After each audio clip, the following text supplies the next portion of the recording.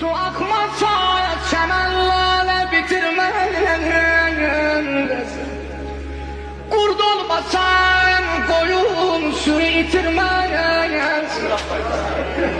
Olçu kovan maran kimi itmişen. Olçu kovan maran kimi itmişen.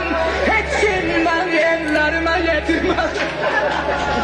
Dağlar kimi kalbim başı dumandı. Gözlerimde zırat zirişi kandı. Hudayen senin uşağına baladan yollara. Şam'ın yolun tapamıram hayandı. Su varsalar kunça toza bürünmez.